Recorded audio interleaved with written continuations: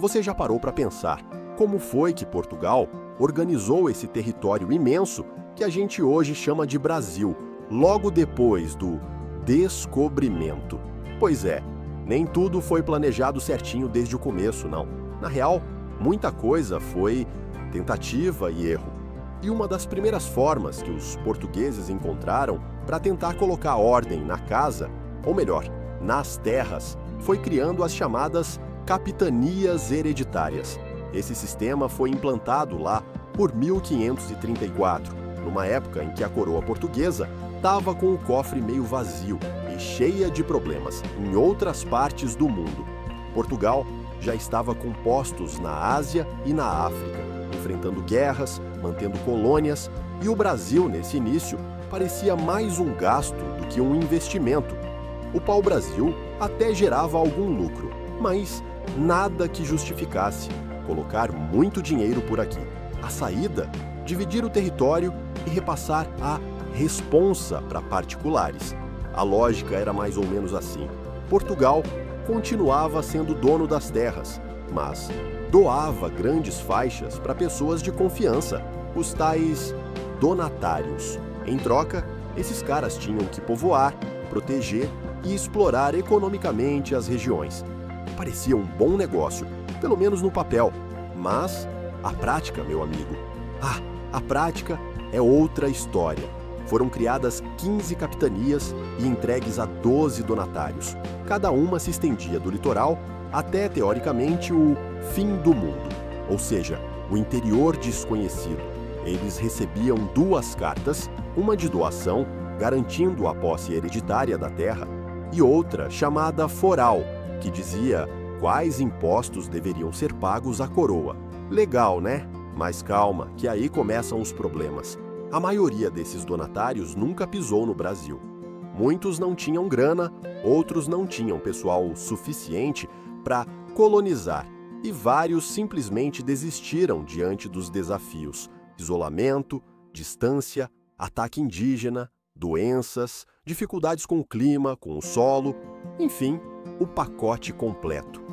Das 15 capitanias, só 2 se salvaram: Pernambuco, com Duarte Coelho, e São Vicente, com Martim Afonso de Souza.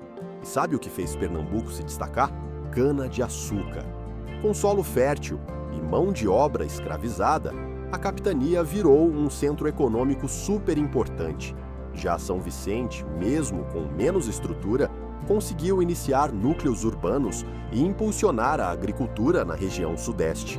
O resto das capitanias, quase tudo virou um grande fracasso administrativo. E aí, a coroa portuguesa percebeu: opa, não tá dando certo deixar tudo na mão dos donatários, vamos ter que colocar ordem nisso aqui.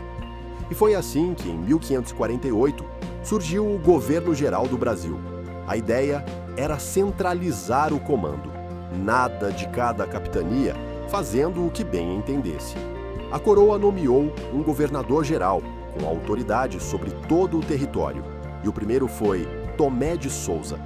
Ele chegou em 1549 com uma galera: soldados, funcionários, artesãos e, claro, os primeiros jesuítas. Juntos fundaram Salvador, que virou a primeira capital do Brasil. E tudo isso para organizar de vez o pedaço.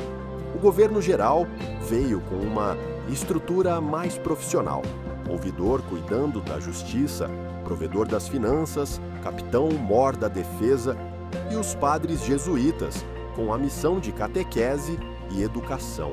A presença deles, inclusive, foi super marcante, tanto do ponto de vista religioso quanto na formação cultural da colônia.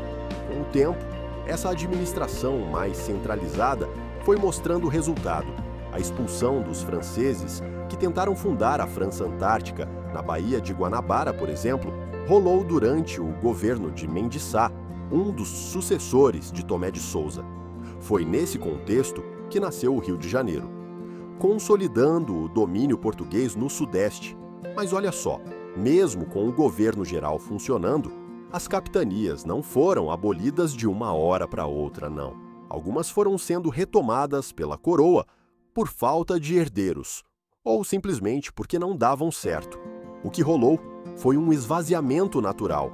Aos poucos, o poder se concentrou mesmo na administração central da coroa. E aí que está o ponto: o Brasil começou a ser organizado num vai-vem entre abandono e tentativa de controle, entre a terceirização da ocupação e a imposição da presença estatal. Isso mostra que a colonização portuguesa foi tudo menos um plano bem amarradinho desde o começo. O sistema de capitanias, mesmo tendo falhado em boa parte, deixou marcas profundas, principalmente na forma como a terra foi distribuída. Grandes propriedades desde sempre, o que até hoje gera desigualdade no campo. Já o governo geral foi o embrião da estrutura burocrática e centralizada que moldou nosso país por séculos. E por que isso importa? Porque entender esse comecinho da nossa história ajuda a enxergar o presente, a nossa desigualdade regional, a dificuldade de acesso à terra, a concentração de poder. Tudo isso tem raízes lá atrás, quando o Brasil ainda era uma colônia sendo moldada entre interesses privados e decisões de uma metrópole distante. Então, quando você ouve falar em capitanias hereditárias e governo geral, não pense só em datas ou nomes complicados. Pense em como isso tudo ajudou a construir o Brasil do jeito que ele é hoje. Um país feito de contradições, de improvisos, de adaptações, mas também de resistência, de criatividade e de muita história para contar. Se esse vídeo te ajudou a entender melhor a origem da nossa história colonial, já deixa ali aquele like maroto, se inscreve no canal e ativa o sininho para não perder os próximos conteúdos. E comenta aqui embaixo o que mais você quer ver por aqui. A sua dúvida ou sugestão pode virar o próximo vídeo.